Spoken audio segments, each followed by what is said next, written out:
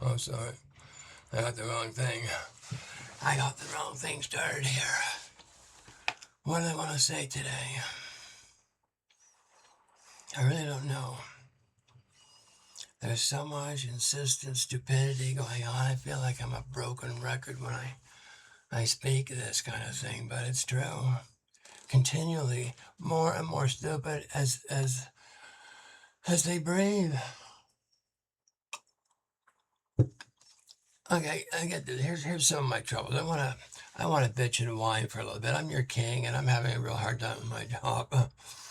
I'm king of this whole wide world, the whole thing, lock, stock, and barrel. Every blade of grass, every grain of sand belongs to me, us, your king.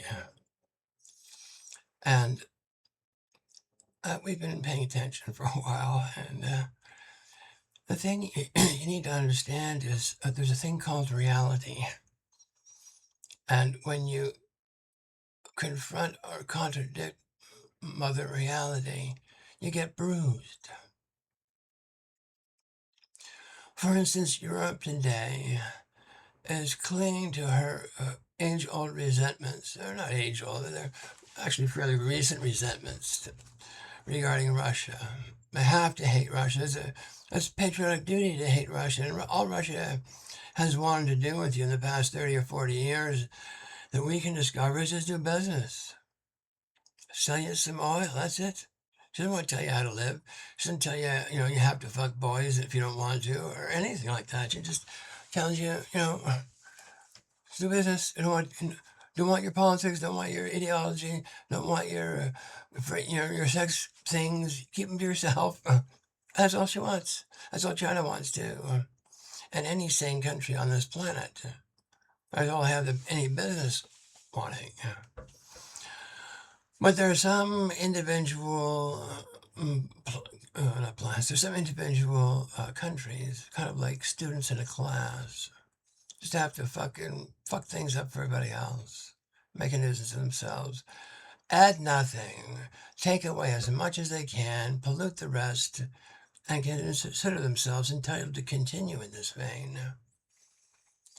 And no matter what the pollution is that you're engaging in, I suggest you reconsider is all.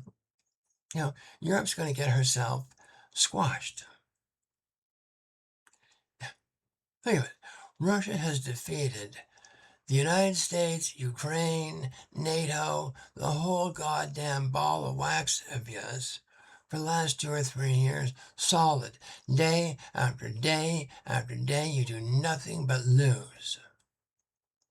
Why is this smart? Can you explain this to me? Europe. This convoluted notion that the United States is some kind of savior is going to run in and rescue you from your own derangements. They've got derangements of their own. Believe you me, they're in no position to help anyone. And that brings me to our second topic, Israel. The United States is in no position to help Israel at all. The United States has no concept of herself, no concept of what it is to govern a country, no concept of what it is to be a nation among nations in the world.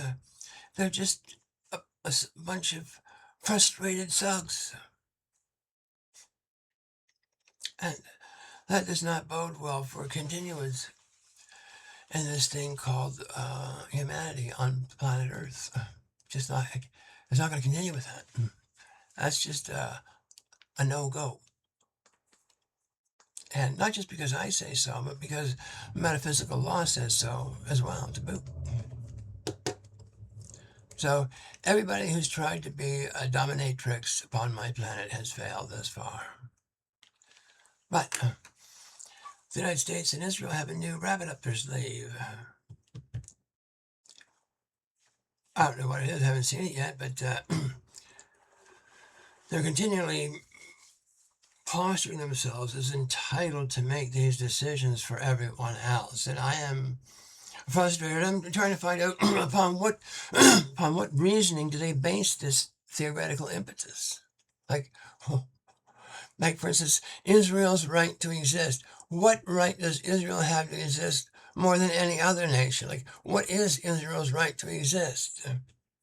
If one examines English law, Israel fails under that pretext handsomely, with or without King Charles' help. It fails. There's a thing in British law called bad faith.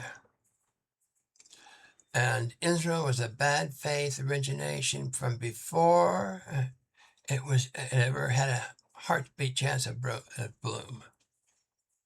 So, and the parents of the construct known as Zionist Israel were frustrated, twisted, resentful, God-hating atheists. But they wanted a free lunch somehow. They wanted to get back. They had a resentment. They felt the Jews had been hard done by for millions of years. And actually, it's only been about 4,500 years that they've been buggered, and it's their own fault. This is the thing. Our really Jews know this, and the fake Jews just don't care. They have no grip on history, they have no grip on they have no concern for their religion whatsoever. There's no Zionist that can say he gives a pinch of coon shit about God or God's covenant with the alleged Jews, the really Jews, not these ones. We call our really Jews covenant Jews, people who respect the Ten Commandments. Worship them, in fact. And we see none of that in any Zionist at all, and hence we cannot approve any inheritance of those lands to those folks. They are not welcome on that property, and they know it. They're stealing it. And that brings me to the second raison d'etre in the support of Israel. As far as divine rights to those lands are concerned, it's very explicit in their own Torah. And you can read it yourself if you got the patience, the balls, the gumption, the honor in your own resentments. Check it out. Failure to worship each and every one of those 10 commandments will render the subject population drunk with no wine. Take a peek and see what's going on today. How inaccurate is that ancient biblical postulate?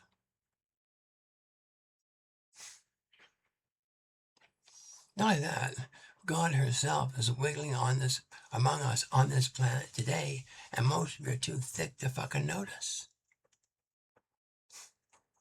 This is your King of Kings, Blake Cushing, wishing you a happy, Thursday? I think it's a happy Thursday. Well, who knows? Thursday or Friday? Thursday, happy Thursday. Somewhere at the end of April 2026.